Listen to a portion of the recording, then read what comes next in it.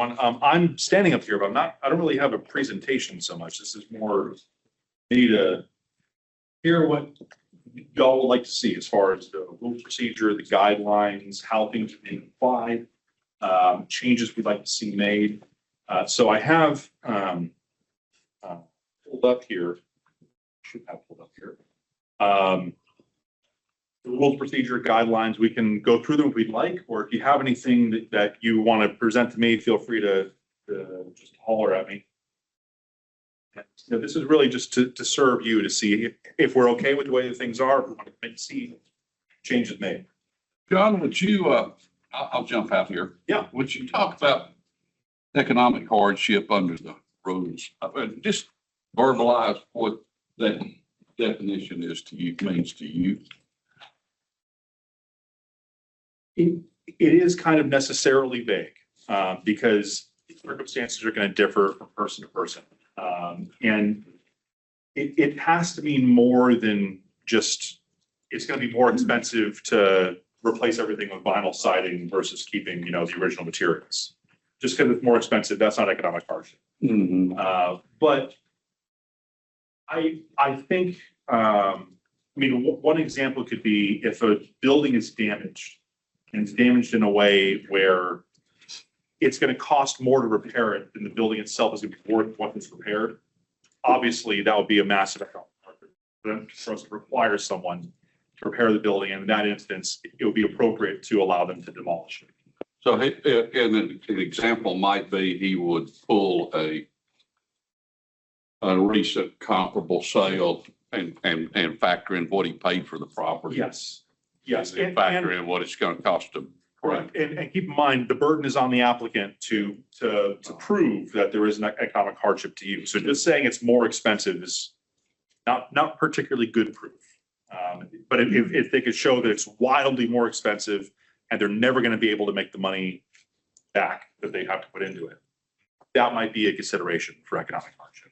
And there's like 7 criteria that are in Yes. the rules, right? Yes. You could have even multiple factors to say, you need an engineer, an architect, somebody to certify this, and you've got, I saw that as a multiple steps before you get to a point of saying, yeah.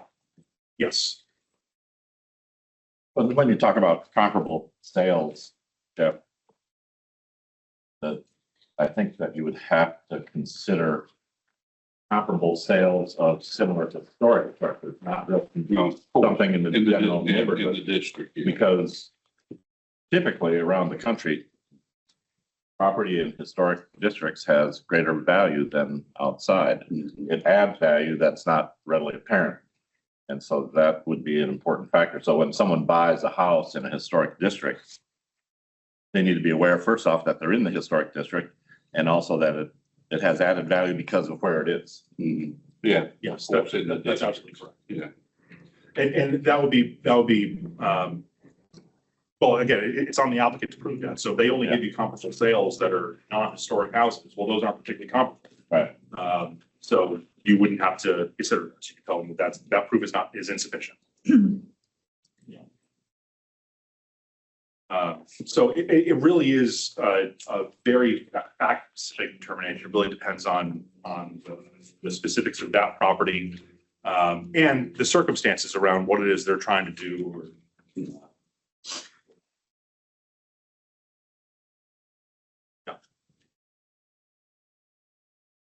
It's sort of a general question, hopefully guidelines they say should be. That's pretty loose. Yes, it is. Intentionally loose, or should we not use the word should? As a lawyer, I much prefer the word shall rather than should. These guidelines were originally drafted back in the dim Mississippi. But we fixed them some years ago, and we kept all the shoulds. And I could have been a better person when I was younger, but I wasn't.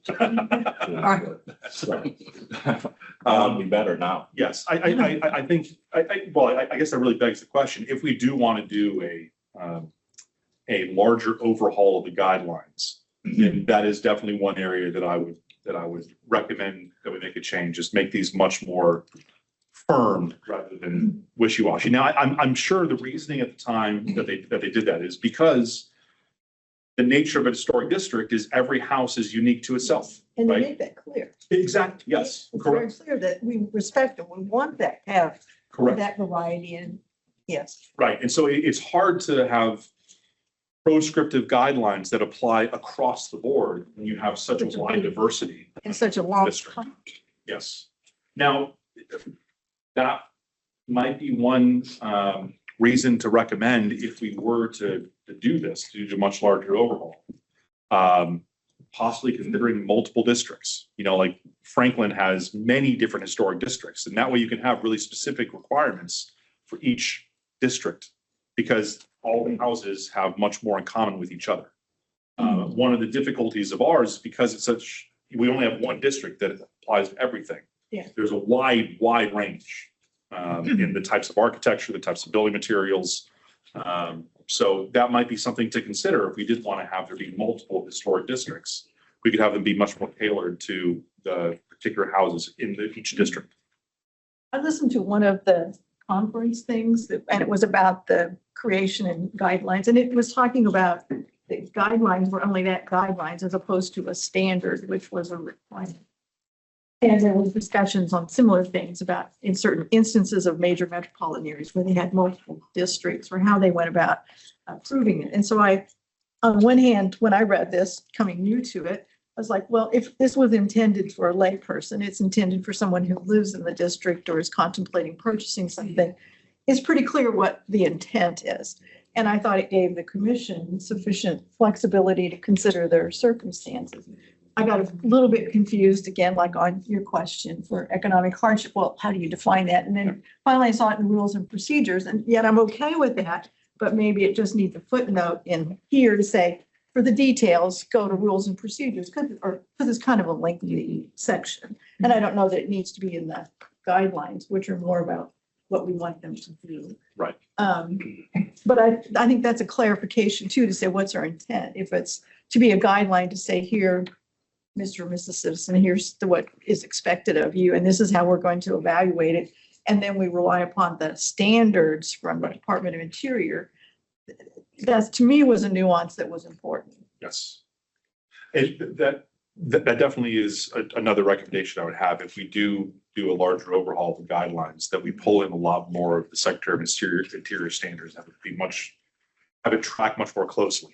Very good. Than what it currently is. Because I think what we have works, but there are different ways of putting things that the Secretary of the Interior standards have that probably good for us to adhere more closely to. And if we're gonna be holding them responsible and making our decisions based on the standards, then I think that language needs to be reflected in what we expect of people in the community, or else they're going to think they have more leeway than they actually do. Correct. This may be an Eddie question. Glad you're here. You pull if a homeowner pulls a permit to do a renovation, does he have to bring everything to codes once he opens that? I don't want to say Pandora's box, but do you understand where I'm coming from on that within the scope of economic hardship? I do, and honestly, I'm not in codes, I'm in planning. Well, I'm sorry. But I do the inspections when there's violations. But I think that's probably more of a million question in the sense that what does planning require presented wise? We do, building codes does not oversee the construction of single-family homes. They do oversee the construction of anything duplex and higher. But are the standards, They just have to have a building permit. They have everything written on the permit.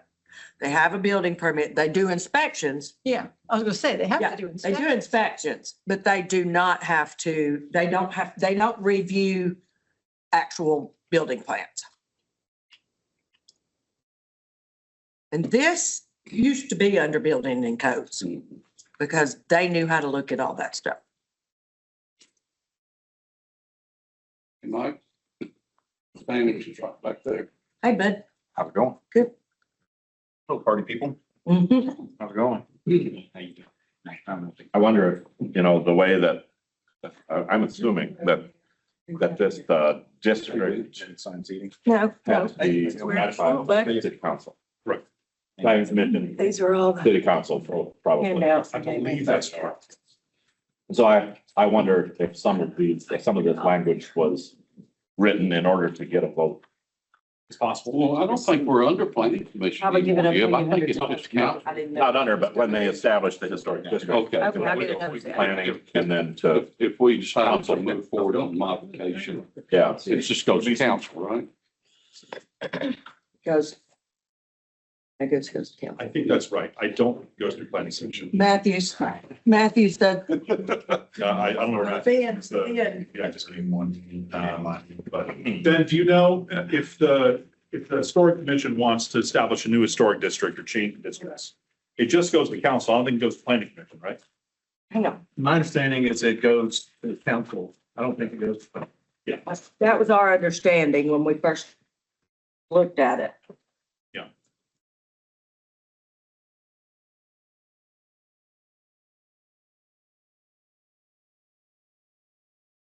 That's right.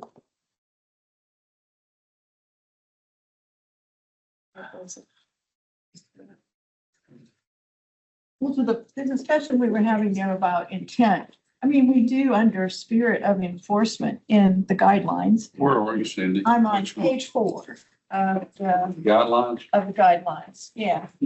Under spirit of enforcement, one, it's, so the third paragraph says they're based in accordance with the principles and recommendations set forth in the Secretary of the Interior standards, et cetera.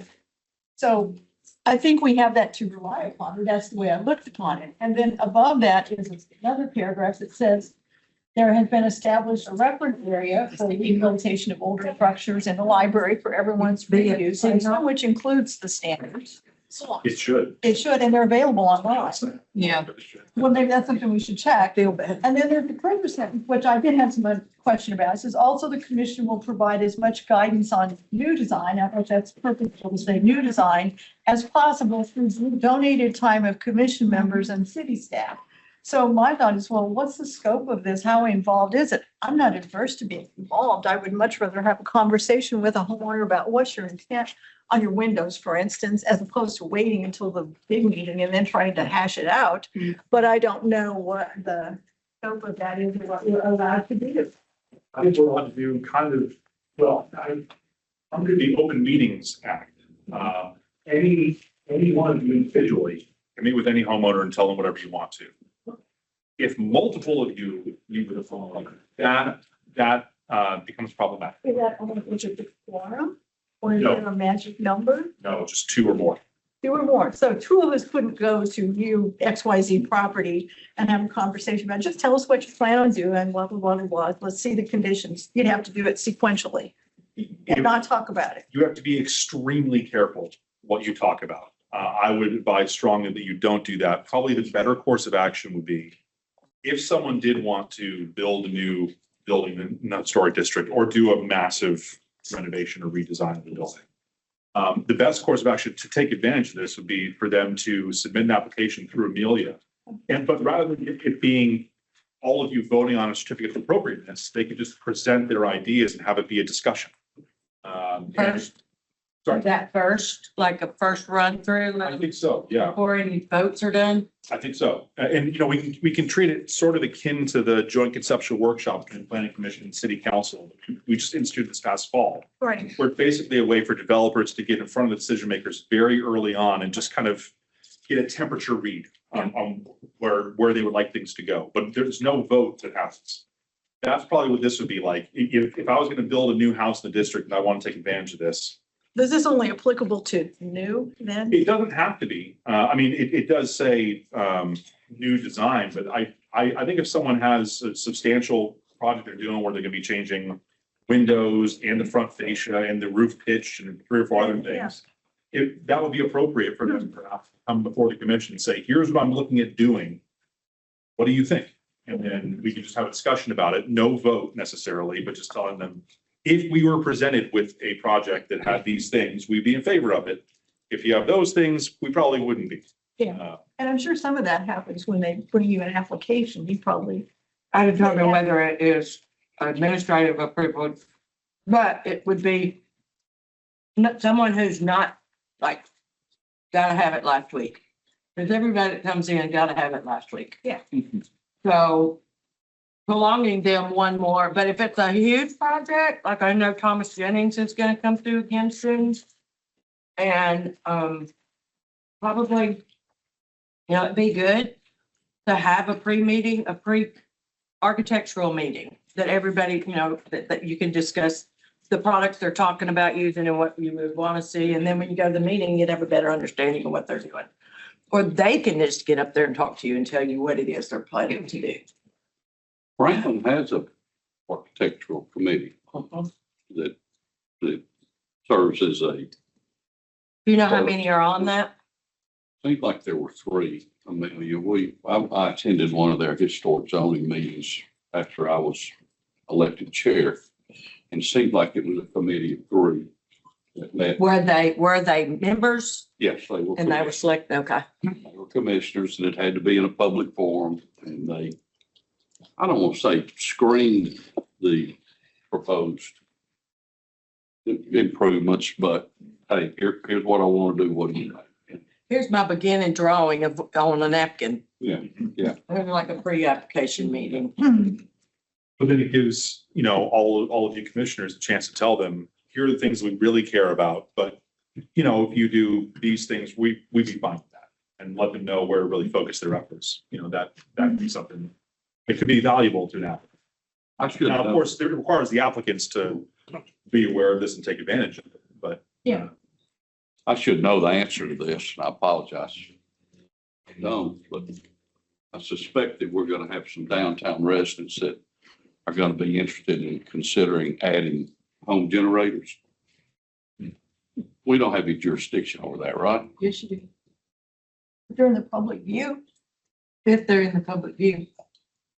You do. No different than here. I just if they bring it in, I can usually get them to screen it. I tell them if you screen it with landscaping, we'll call it not visible. And they do that. I try to avoid making them come for something like an air conditioner. They're in here is having to do HVAC, but if I can see it's not visible and they're willing to screen it, which most of them don't want it to be visible.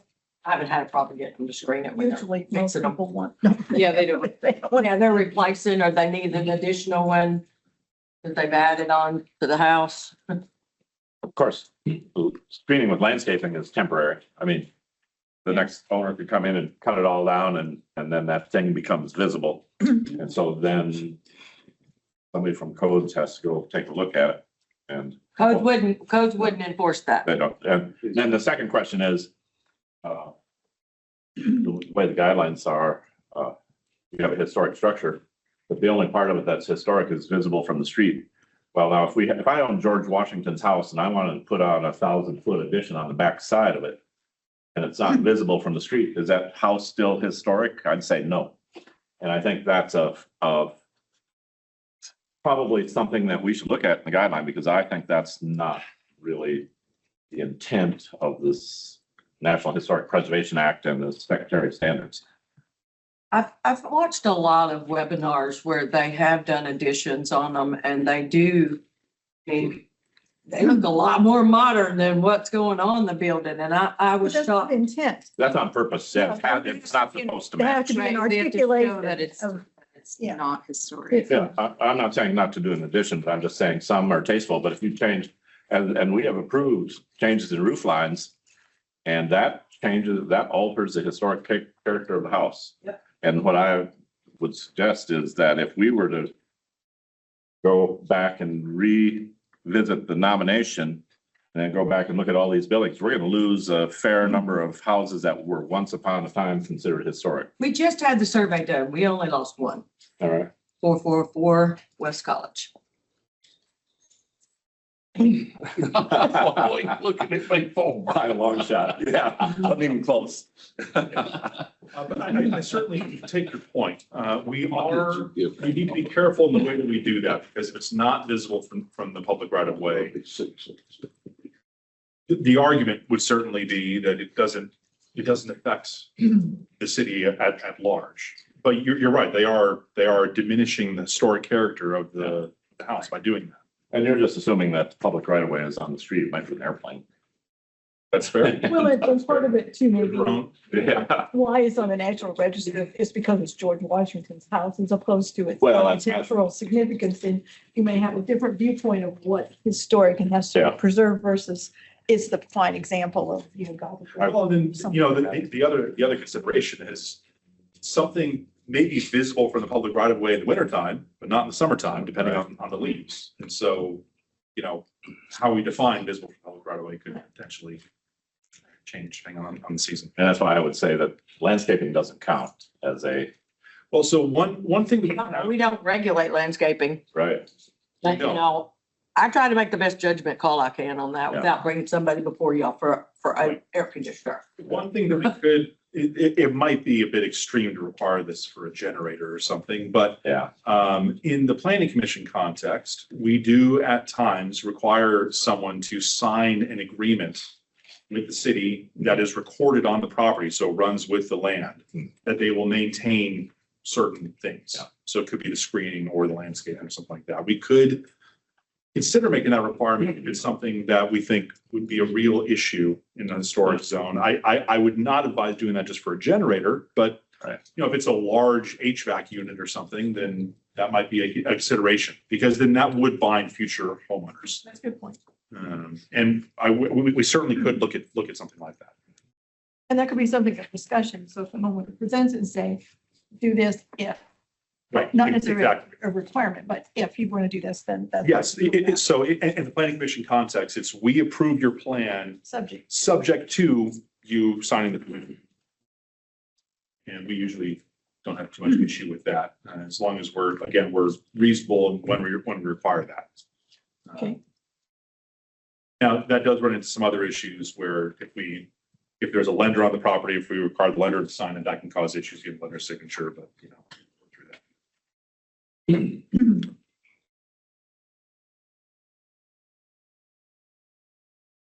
One other thing that I wanted to note, again, this is if we are looking at doing a larger redrafting of the rules of procedure and guidelines. At least to me, it seems like a lot of the rules of procedure are really belong more in the guidelines, they're not really procedural. So if we do a redesign, we should do probably both documents at once. Procedure, ad hoc committee, what would you recommend on it, John, if we did want to tackle that? For the rules of procedure, I think the commission probably could do that through just an ad hoc committee. Have to be voted on because it's just your internal rules. I think it would have to go through council for approval. But I think that would probably be fine.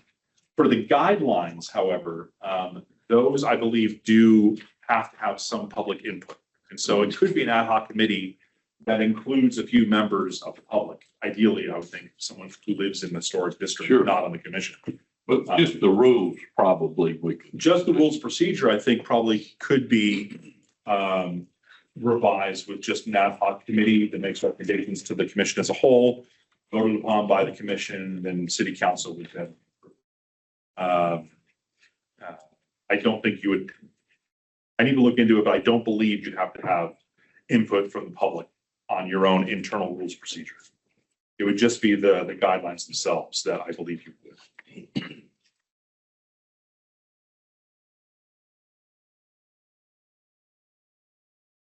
And then certainly you would need a similar process with members of the public if you wanted to expand the historic district or add new districts. You definitely would need input from the.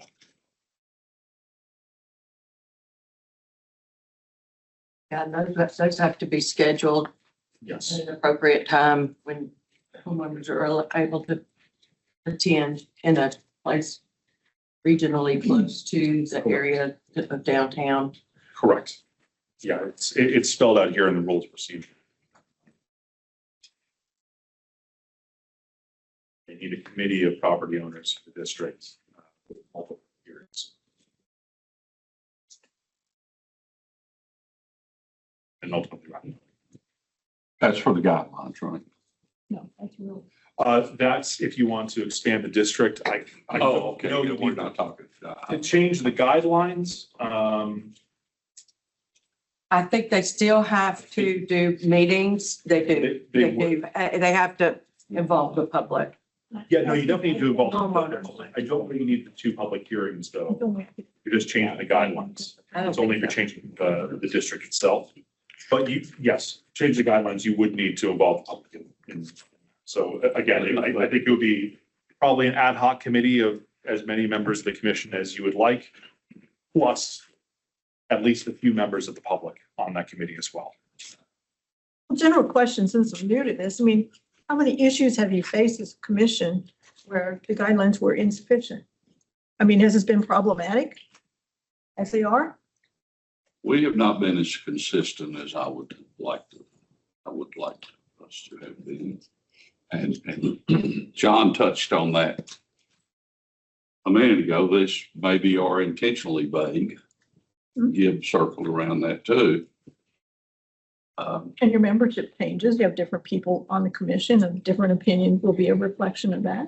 So I guess I'm just kind of trying to understand how much of a problem it's been. Some of the guidelines are a little bit ambiguous, which, I mean, it's not just vague, but ambiguous, which. Yeah, vague gives you wiggle room, ambiguous, not the guideline at all. Right? Yeah. It's And I can think of a fair number of instances where I personally, and then it shouldn't have anything to do with me as a person, it has to do with what the guidelines are and what the National Register Bulletin says about how you maintain a historic district. And that, but I can think of some houses that I think we allowed certain changes that. Okay. My understanding that the historic zone does not perfectly match the historic district not. as anyone listed too. Right, it does not. Well, I think it's political. I mean, if certain people didn't want to be in the historic district, even though it's in the National Register district. So they didn't want to be in the historic zone. Yeah, okay, I get that. But that's kind of strange because it's the historic zone that can tell you what you can and cannot do with your house being on the National Register. Does not. That's right. That's correct. But, and in an ideal world, we would match. Yeah. It seems to me. In And some I'm places, just wondering why they chose that pen, you I know? mean, in some places, if you're in a historic district, you're also overlaid with a zone. But it just depends on how a city has done it. The language behind, like in the survey for the houses on this, in the historic zone, the language is based on the language for the registers. So I think a lot of people have that kind of idea that they have. No, there's a lot that's not in it. yeah,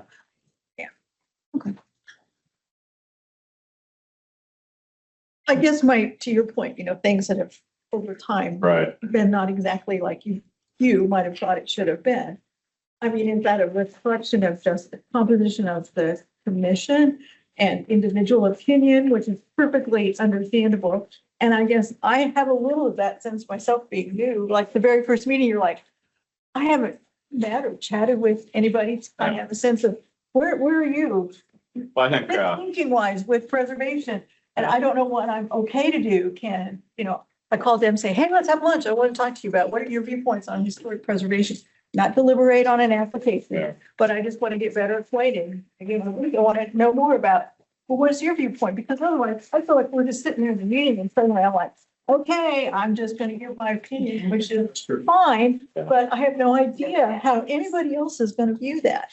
well, I think one thing, Longer, more prescriptive guidelines. Would answer that question. Right, because there'd be less wiggle room for people to decide not to enforce things. If it Right. says you shall have, and Well, yeah, because otherwise No you vinyl have siding. Right. one individual say, and just go, and I'm like, no timeout. That's not right. well, I'll give another example and Amelia, maybe you can answer this, but you had a resurvey done recently or whatever. But that was only of the properties that were contributing. No, they did all of them and they gave recommendations of the ones that may be added at this point that we didn't have There's a lot to before. be added. So And I would there agree. are several that we could, I think all we have to do is make a list of those individual properties. And then we we take it to you all and ask if, y'all are wanting to make all of these contributing structures. Then it has to be presented to council for approval Yeah. for these houses to go as contributing structures into the East Main Historic District. The initial nomination was what, 19 70 something, so Mid-80s, I believe. mid 80s. So that's 40 years ago. Correct. And in the intervening time, hundreds of buildings have become 50 years old. Yes, 84, yeah. And so one example that I would give is that we approved a roof line change on a house that was not contributing at the time. And because it was built in 1985 or 86 after the nomination, therefore, now if we go back and look at it, maybe it would be contributing, maybe not. But the roof line change was significant change, is visible from the street. And so I would, Right. if I were hardcore about being, property on the register, I would say, well, that doesn't fit.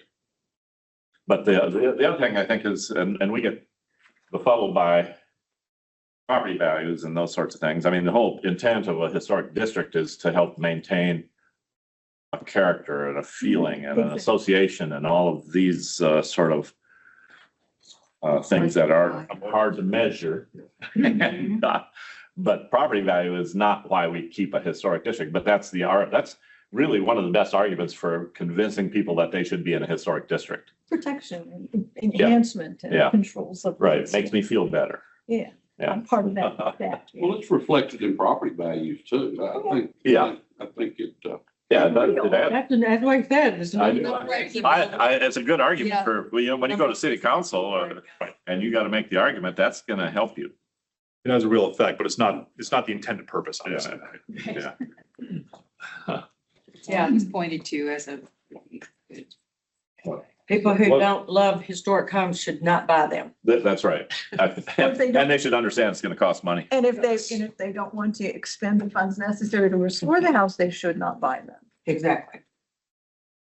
So is there a possibility that we could, I don't know where we're headed, but could we consider adding to the district or ensuring that all of these properties that are on the National Register but are not included in the historic zone, maybe work with the landowners to try to move them into the historic zone and maybe even expand, I live right on the edge of the historic zone and it bounces around, circles around some houses and it just seems to be that would be the feeling of the street. You're in the Manny Avenue Oh, historic zone, aren't you? well, that would be the National Register District. National but not Register the- District. But also, that's another thought. What Yeah. about the That's Manny a whole Avenue is other- already a National Register District. Why not? Well, part of Add to the the bottom historic zone. part of the Manny Avenue one is part of the historic Right. zone. Right, And then there's part of our zone that's not part of the district.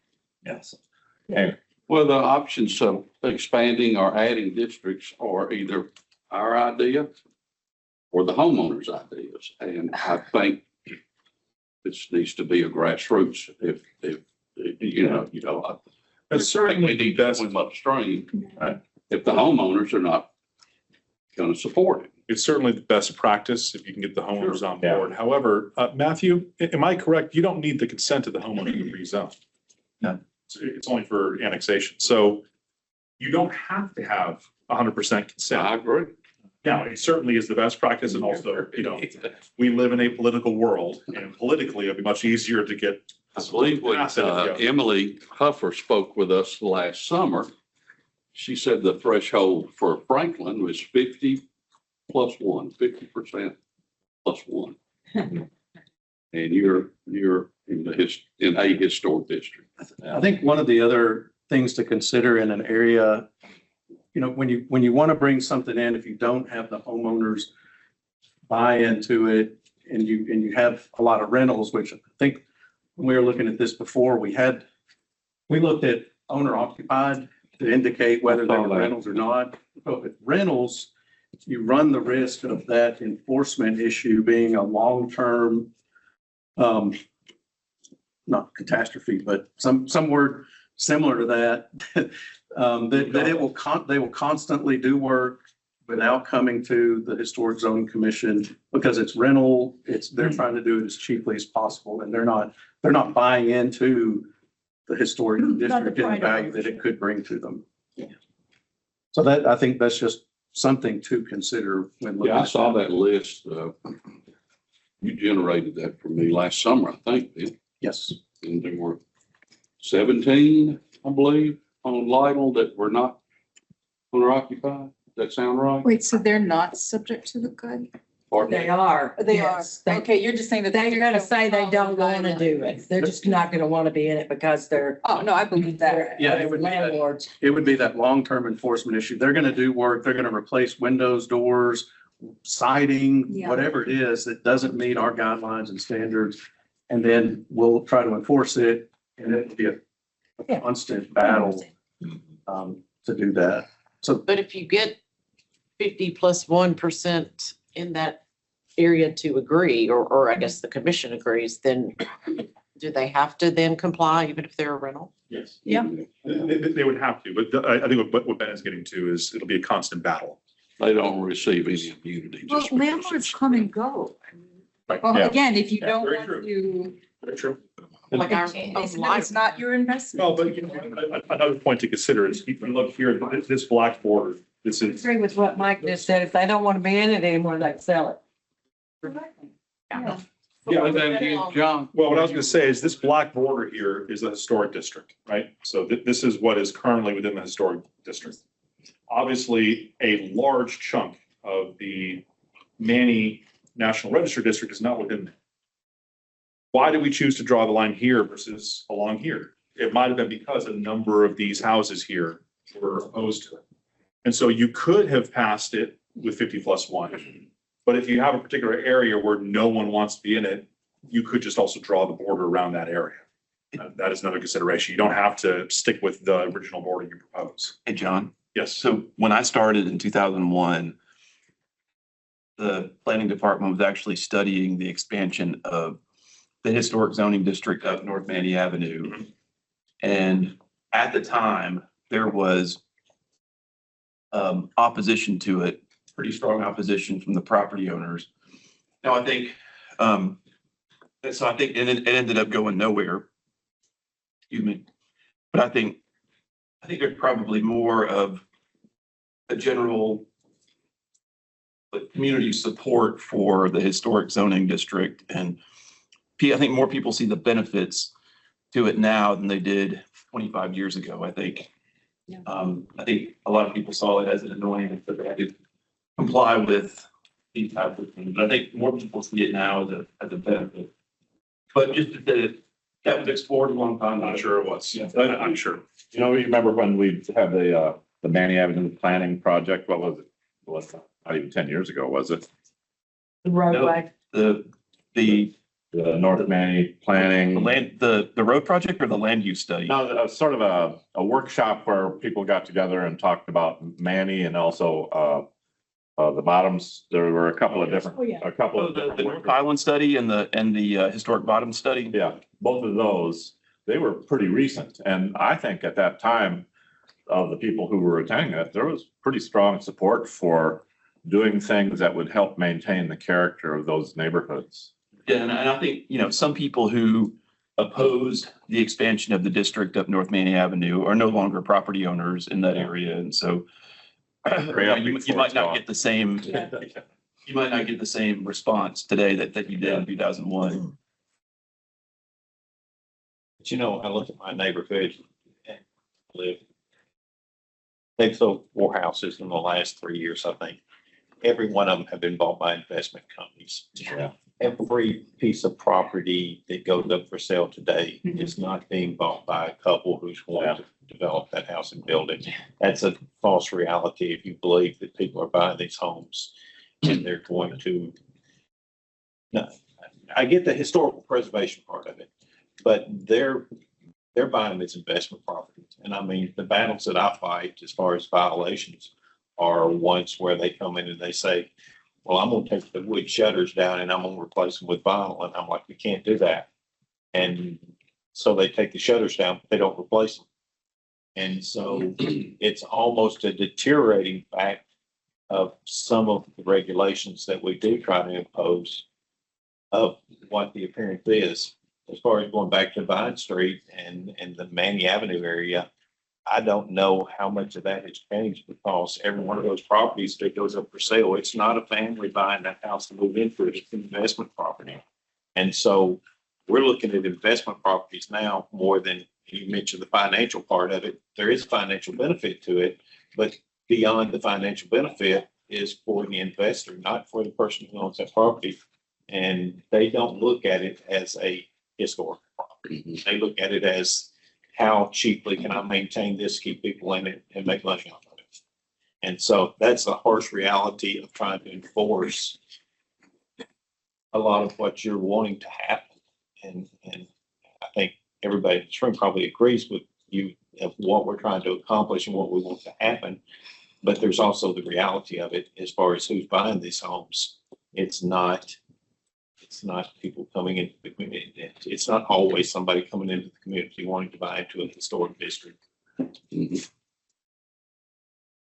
And so I They think don't- They don't have to buy. what Eddie and I brought up are obviously the downsides of it.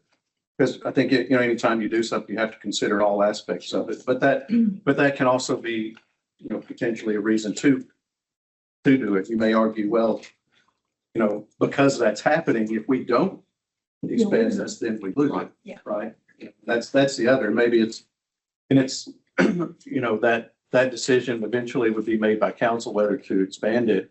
Just knowing that we will have those, conflicts in the future that will go on until those landlords either decide to sell or just comply. I have a question, just a little bit of personal interest here that might as well. So is there any opinion on, say, the Lytle Street part behind Central? I live there. And there, right, yeah, right along there. And then, so for example, there's a empty lot one door down from me. And I would hate to see like 2 tall and schools put on that lot, which I think would totally change the character of that Lytle Street cottage area. I'm still undone about the Catholic Church Wrigley House on the corner of University and Lytle. But anyway. I Is there- think that's a natural, Ruth. And you. I mean, is there, You have is- a chairman right now that would really lean into it. well, I just wondered if Expansion on it that had been side. discussed or if there was an opinion of the committee or anything about that being a possibility and. Well, it's just the procedures, and like John and I just kind of threw out there, would much rather see that be grassroots than, I think that's best practices. Well, particularly where if it's not currently in a national register district, that's a logical boundary that you could easily say, we're going to overlay. If it's an area that's not part of one, it's still a grassroots wise, you could say, we're interested in being a part of this. How do we go about that? Because you'd have to decide, well, where do you stop?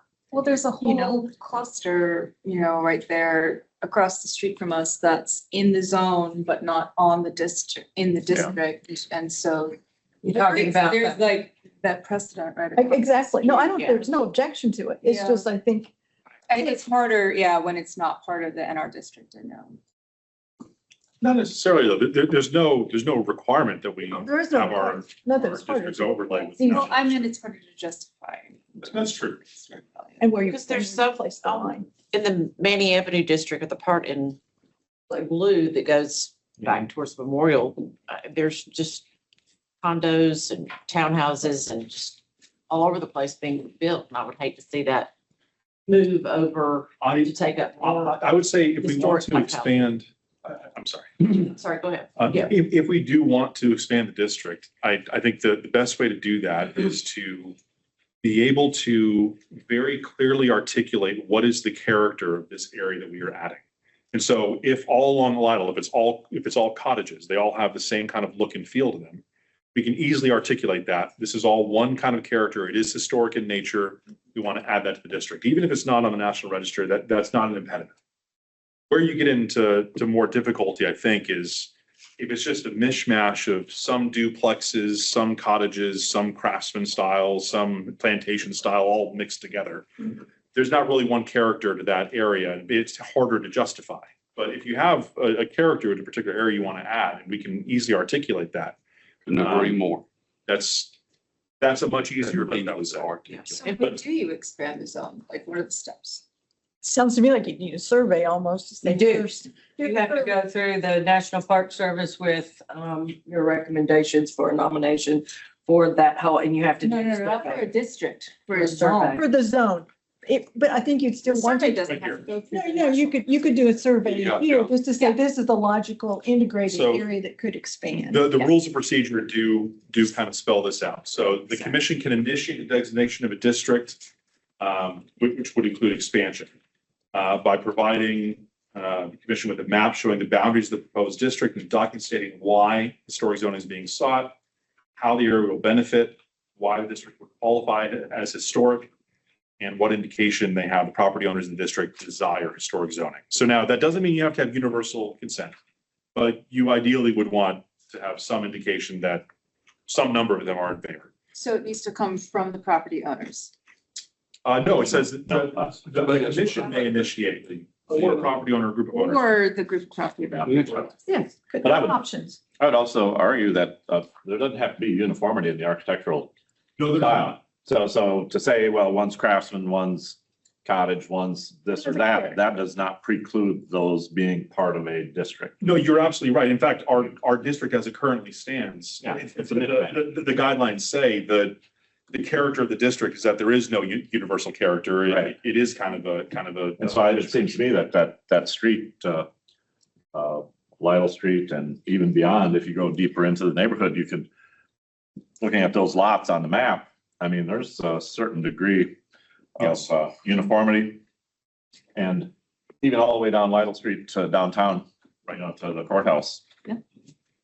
So the procedures talk about what would be presented. So it would be a map, it would be justification for why we think it's historic in nature. What indication we have the property, at least some number of property owners in that district are in favor of it. How the area will benefit, but we can easily talk about that though. It's why any property benefits from being in a historic district. And then with that, then I think the next step would be Amelia would begin an inventory of the buildings in that district. Be taking pictures, identifying them, et cetera. Then it would come back to the commission to decide. I was talking about. Yeah, that's the survey. you do. So, would we want to start with, a letter to those 17 homeowners on Lytle to see if we can get some buy-in before we started making?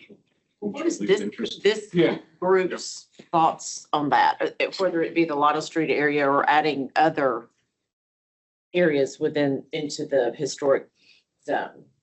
What is, I mean, I'm new, so I don't Also, it does know. not what- need to be contiguous with the current boundaries. You could add somewhere over here if you decide you want to. The Richland Place neighborhood is now qualified because of the age of those. They're all over the Well, town qualifies. Yeah, I mean. And, you know, Mid-century we modern don't want house. to get into a situation where we can't do any I mean, you could have, improvements anywhere either, I mean, because that's what you separate run historic. into when you make it historic. so would it be useful to have an architectural historian look at these things first and have some sort of a description written by quoted That's what I was expert? meaning by survey, where someone goes Yeah. through and does an evaluation to say, hey, Or is there's. that not, there's a lot. Criteria you have to complete. There's pages that you have to complete which would be for each house. descriptions, architectural details that when it was built and all. those sorts of Who things. does that, Amelia? Consultants. Well, you're talking about the same way we did the one for the. Center for Robert Historic Willis, he There's used to there's be. really no description for these No. houses. It's a one-liner. That's what they're doing with it now. We have to do that we do that through the state website. That's all they And want. and Robert had all kinds of stuff in there and they took all that out and that's what you got. You're kidding He me. did a lot of I work. was reading that. Where's the, do you Somehow. have like the copy of his full? did No, he I just got the it? final. I mean, I know that, yeah, that would just. Because you have to enter everything. It's a really difficult program with them. You've got to enter thing in. You can't That's really change what you're anything doing. on there. Yeah. They have to go in. If you have any suggestions for any changes on it, you got to contact them. Tell them what needs to be changed and then they will change it when they get to it. Just Just reading telling you. through that. Like, this is not what I was taught that this. Yeah, I was yeah, I having, had the same. You know, studied it in school a few years Just telling you, if you don't have homeowner buy-in on the front end, No, council that will never. It's just the question, is it 17 or is it more than 17? Well, What the do you first, know? I mean, increment, if we're talking about Oh, you're talking incremental, about but on the opposite side of between Central Line. Academy, between Billbro and, Yeah, I know the area. sure. Yeah, I'm just saying, is there logic that be beyond that, not necessarily huge, but is it right here at the alley or is it the next street or what? I don't know that I haven't. Yeah, I see what you're saying, Cindy, but we also have to be cognizant of staff. And we've got so many, we only have so many planners and so many, as the consultant just She told has nothing to do. told us. Well, I guess this is kind of a question for Amelia or particularly Ben. Would there be a cost savings while we have a consultant to do everything or just to limit it to one smaller subset and do it incrementally? Well, I think it's more of a matter of timing, because if you do a survey or a, a list of what you have and what shape they're in at that time, the further out you are from when that's conducted, the more different, it's going to be different if you wait 2 years or 3 years. Yeah. To bring in some more. So, I mean, I think you do a little bit. Starting smaller is better. Yeah. I mean, if you know you're going to go all the way, I would do more. If you're just doing a little bit, I would do what you plan We and have to propose get every year. funds appropriated by council to get a consultant. Yeah, we have a budget coming up and what I do is I can put in a line item for what I think this would cost. And if council approves it, then when we have it, if it's in, it's in. If it's out, it's out. In the beginning, I think we had asked the question of us that if a homeowner came to us with a free, that we might help them along before they actually got to coming to council. Well, wouldn't that behoove us to sort of do the same kind of thing in the sense that before we go to the initiative of hiring and expanding and writing reports and all that, that maybe we get some feelers and maybe a little bit of an idea if council, since they have to approve this, that they're interested, because it would be a shame to go through all that and then put it forth and they say, oh, no, thank you. I think there's a little bit of interest already. I think we just need to fill out where that area is going to be, how far west, how far north, just what does that map look like? And I think, kind of going there a minute ago is whether we send out a letter or whether, members of this body, canvass, or if you know these people that own these homes, ask them. We know too. Do you guys want to be in? Do you have any objection to it? You could do it with a letter. We see developers sending out letters when they have a development coming in, before we even have a neighborhood meeting. Some developers have a neighborhood meeting on their own just to gauge interest. So they just know, We'll do the mail out Citizens for already you, but for we it. do the legwork. I definitely think without significant homeowner buy-in on any expansion, it's DOA. That's the ones that I've watched on webinars, that's what they've always said is the commission, checks with the people in the area. And as John said, they also say you do not have to have 100%, but I would The suggest more you have, the having, easier it is. I would suggest having like a neighborhood meeting, inviting all of those homeowners. And then you'd be able to just get a good feel at that time, whether or not there was significant interest and whether or not you can move forward with it. That way you'd have an opportunity to explain to them in person what it meant for them. Would the procedure there, Matthew, be put it on some future agenda item? No, Regular meeting? staff would just do it. Okay. And it would not be necessarily at City Hall. It would be somewhere closer to Yeah. the neighborhood typically. And it would not have to be on a. your church, Jeff. Yeah. Yeah. Carriage lane. Right. So somewhere there, and it could be pick an evening, it doesn't matter when, so it doesn't need to be at the same time and place that we normally do. Well, that sort of meeting would also need to be educational. I mean, there would have to be a good bit of preparation done to help people understand what the historic district is. Everybody to pitch the benefits. Yeah, you have to have, a pretty, robust presentation, I think, that would describe the value of historic districts, a little bit of the history of the historic district, architectural features, and so that people would understand that, Why? they don't have to worry about their paint color, for example, or, because that's the common Yeah. conception of historic district governs paint. Right. But it's. And the concern is, Yeah. I'm agreeing to a super HOA to be up, Right. up building, which I don't want. right? Yeah, so I think. Maybe. They probably have information, but a lot of it's gonna be your guidelines. That's what you're gonna first. That's what you're. And that's why you gotta figure out what comes first. Do you fix the guidelines? What's most important? Do you fix the guidelines? Do you expand? What I think comes we need first? to fix this. I think too. Yeah. Fix the guidelines first. I agree. That, Totally. that seems to make sense to me as well. We start with the guidelines. We are probably going to want to have this neighborhood meeting to gauge interest. Ben, when do you have to have the budget solidified? Is it May? Yeah, it'll be, April, April, first May. part of April. Or May? So we probably want to move with some purpose. I think to- our draft is due in March.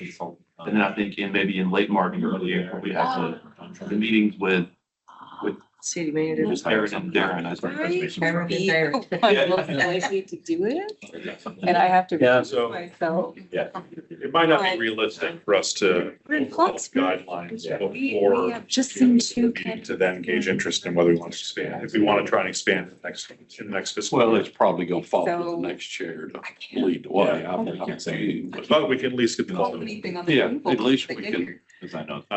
So You're not- probably you're we still on want the to committee. simultaneously Any other? be working on updated guidelines, but also have that neighborhood meeting probably sometime in March, I would think, so we can gauge interest from the homeowners. To then decide whether we want to actually actually get onto the budget. Pick the consultant for the expansion of the district. If this is something that we want to do next year. So I came in the middle of this conversation, I think. So I have another question is, as a commissioner, if I talk to a homeowner as I'm walking down the street with my dog, which I do all the time, I walk around all these houses. If I ask them that question, is that okay for me to ask? Totally fine. Because One is fine. Yes. prior to that, I've asked a lot of homeowners prior to being on the commission, walking my dog around the neighborhood. And all the ones that I've talked to have said, yes, definitely, they would like to be in the historic if- zone. if you And could that's make a just list of from the- a property owner interest, not before I was on the commission. If you could make a list of the addresses that you talk to, if that's more than 50% of those 17 houses, then we may not need it would still be a good idea to have a neighborhood meeting Yeah. to get more buy-in, but that'll be certainly a good baseline. Yeah, that goes for your block too. I've been talking. New initiative. Yeah, well, I've Yeah, someday. been on it silently, long before I was on the commission, because I just saw what was happening in the area, and I know having tall and skinnies beside me or whatever, or something that looks like it's, out of space, would hurt my property value. Matthew, the Highland Avenue doesn't go over that way, does it? It stops at Highland Avenue, does it? Have a Highland Avenue study? It goes all the way to Yeah, it Maple, you talking about going east or west? From Highland? east. I think there's an overlay on here. He lives on Lytle. Pine Central. Yeah, I'm pretty sure the Highlands. I think the Highlands are in that. Because there is a Highland Avenue study that they have to build, we direct them on building houses that have features of the existing homes around it, It's the recommended. character of the neighborhood. Wait, so what kind of set of guidelines is that? And No, is it's a land use plan and those are recommended guidelines. Yeah, they're not They're- set in they're not- stone. I mean, it's something. Those are the ones across from Evergreen Yeah. Cemetery? then? The Highland study Yeah. does include this whole All the area. way to Main Street. There's several. Okay, It looks like it's I from was wondering why uh, those were more tasteful. Academy. Because we have them. all the way down. Same guy. Two No, thousand. Yeah, So Amelia, to answer your question, the North Highland study includes this whole area, basically. It includes this north side of Lytle, north of Central Magnet, Okay. College and Lytle to the west of Central Magnet. Thank you very much, John. Yeah. I thought it did, but I didn't want to speak out of turn, but we That's do plenty. really stay on them. It's the character area. We have a very good CCO coordinator, planner for that area, and she is a historian that loves, she lives in a historical house. She loves it. So she works with them real hard. Yeah. So you do have some coverage right now. So if this doesn't take place right now, you're gonna be okay right now. We'll get it. Right. The Catholic Church, they stripped all the woodwork and everything off of the exterior and put out metal. Clearly, I'm very into it. Which church did that?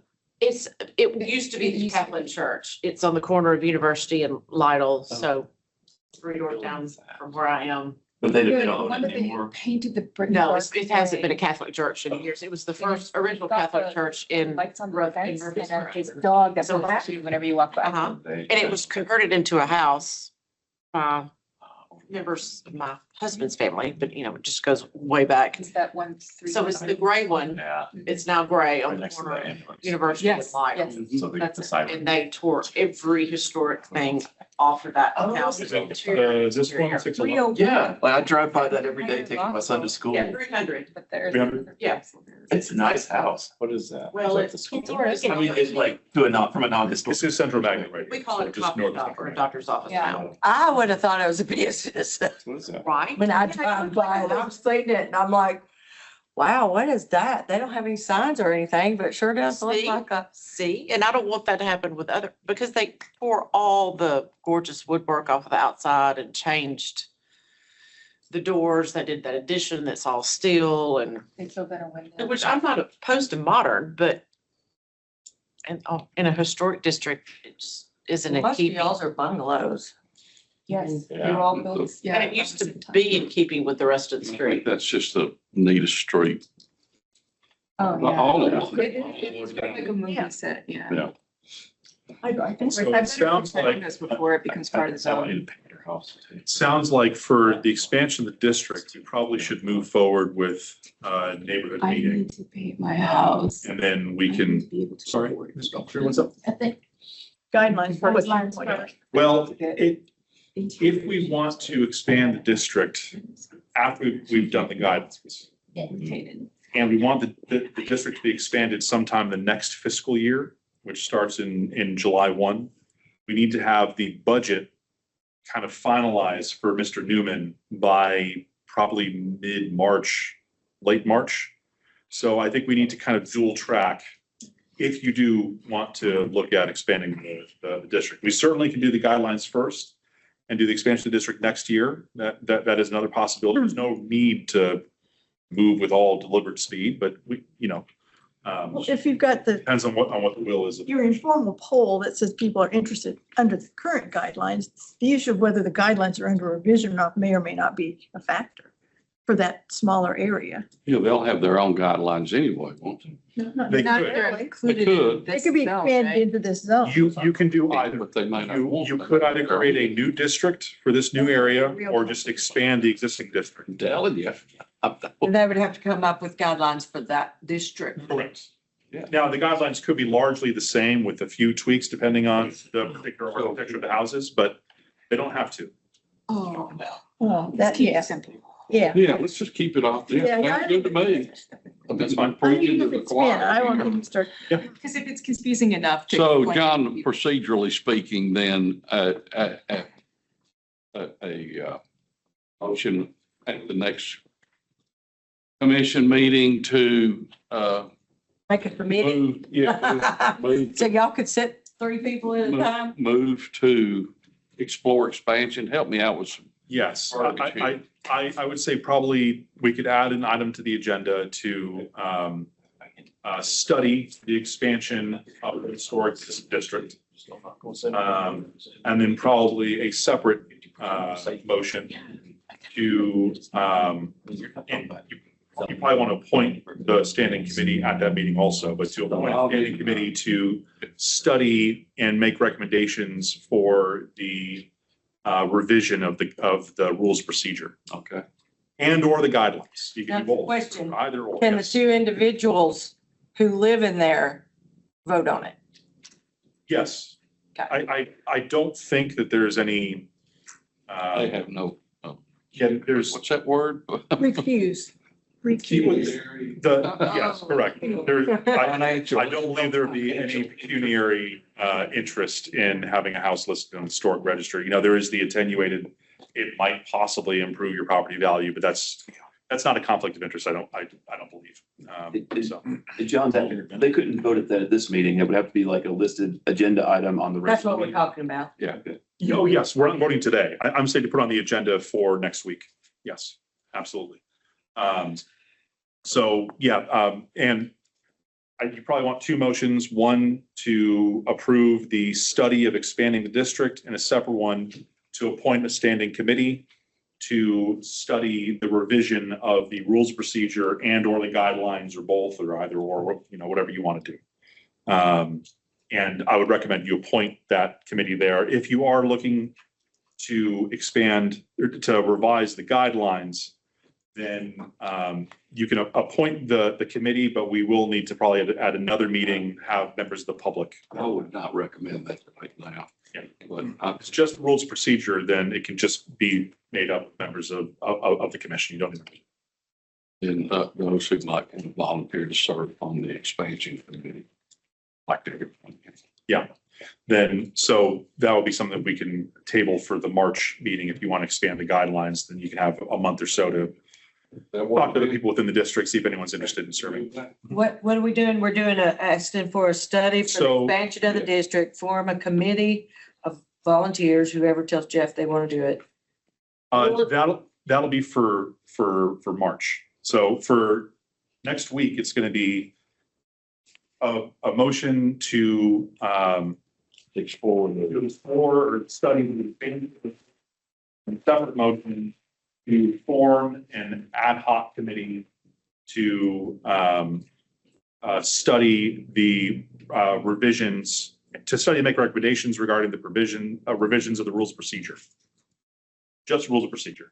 That's Then in that's what the March- committee's for. Correct. Then in March, we'll have, if you decide you want to, another motion to create another ad hoc committee. It could be the same members as the original if you want, but to create another committee along with members of the public to study and make recommendations regarding revisions to the guidelines. I think we stick with the guidelines. Well, that's up to the commission. of The rules of course. procedure or the guidelines? Stick to the rules of procedure. Rules of procedure. So you're saying leave guidelines as. So I would think so, Cindy. That's got I'm to just, do I'm it. just seeking I clarification. would think so. Yeah, what do you think? I mean, I'm not upset by them because I thought they were generally, intended for a citizen. And then they referred to the other as the standard. So I was okay with them. I was more concerned, what history do we have as a commission that there was problems with them as they were? I didn't see that would be difficult to use. they could be tightened up a little bit, boys. one way to tighten them up without revising them, if you decide you want to, is as Cynthia mentioned, the spirit of enforcement does specifically say that the intention of these guidelines is to follow the Secretary of the Interior's guideline standards. You can hang your hat on that. So we could just adhere more closely to the Secretary of Interior I standards. like that. Where there is a conflict, you decide to follow the Secretary of Interior standards. I I like think that. you probably could do that. If it's wildly different, you may have an issue. But if it's just different of interpretation between what our guidelines say versus the standards, we decide we want to adhere more closely to the Secretary of Interior standards. In The general, guidelines do already kind of in incorporate. general, it follows the spirit because it's all Yes. about, we're going to restore and repair, not replace. I mean, you've got the right focus in the guidelines. So I think you have the backbone for it. You just need to, as a commission, be uniform in your viewpoint and support for that.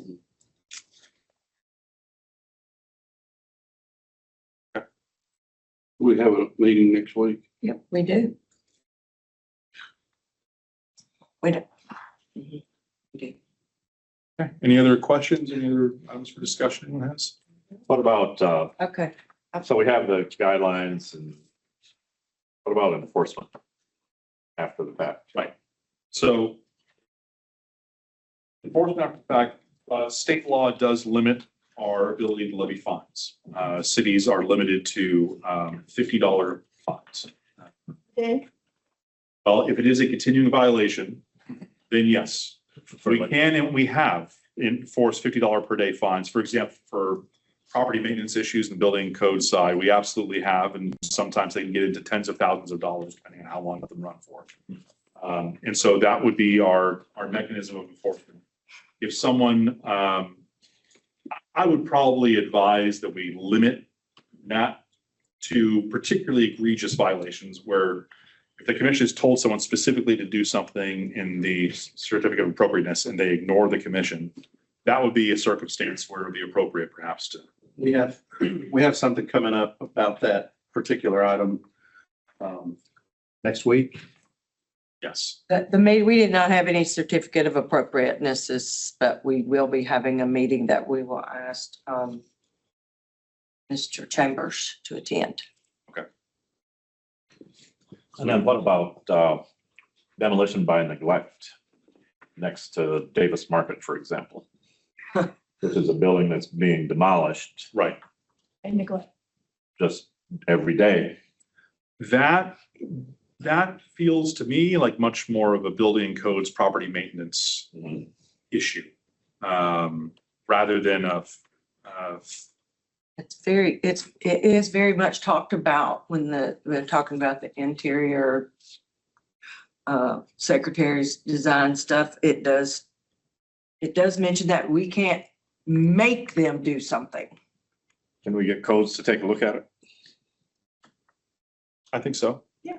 Any citizen can make a. If the deterioration is on the interior, then that becomes much more challenging, as you can imagine. But I mean, Looking at the outside We with can the drive by it. and say, string around it and, Yeah. you know, it's like Is that in this? on Main Street. I mean, It's pretty Yeah, bad. what the heck? You know, I know it. It's just like- And then around the corner, they just did something that's just, god awful. Yeah, Build a ski lodge. yeah. They kept the bottom Yeah, floor. And now we mustn't impugn the taste. Taste, that, no count for At that. least they kept part of I don't think he's ever gonna finish it, so. it. Really? Maybe you could fit another window in there. Okay, well, I want to thank the staff and for everybody being here and pulling this together. And I know it's been a Thank you. tough couple of weeks for everybody up there. Tough couple weeks. Tough couple of years. Try 7 But I years. think there's things are going to be better. Well, years ago, I told Eddie Smotherman, I thought he could vote to raise our taxes. Because I want services that the city can provide. I want police and fire and schools. And I And did I'm- what he told me and I immediately got. And you got moved beat. out If I want something, I gotta be willing to pay for it. I agree, And but so, I mean, it's, that connection is not made. but I would love for you to have more staff, Amelia. I wish you had like 3 more people working with you. We're trying. That's what our consultant just told us. We have about half of the number of people we You got need. But did you say that you were Yeah, gonna get a historic? That's what I said. Maybe. We're working through that now. No, I know. It's a toss up of who gets what. I can't believe Murfreesboro doesn't. Our consultant said we're, I think, eight staff short. In your department, in Yes. planning? And how many- Fairly comparably sized. I'll see why it took me You've so got long to get twice one meeting together. That's what I'm saying. I mean, holy cow. So we, You do too, Mackie? What's that? Matthew's the one that has the Report you're supposed to have. direct report. He has 13. What are you kidding? 14. I also said that's Sure, it ridiculous. was, are you being included? Yes, let's go. All right. Yeah, it's too large. Yeah. But those are things we'll look at is some of what things are That's what it is. today needed positions, what are next year and Thanks next again, year, Jeff. so that we can My pleasure. start Thank working you. on that head count.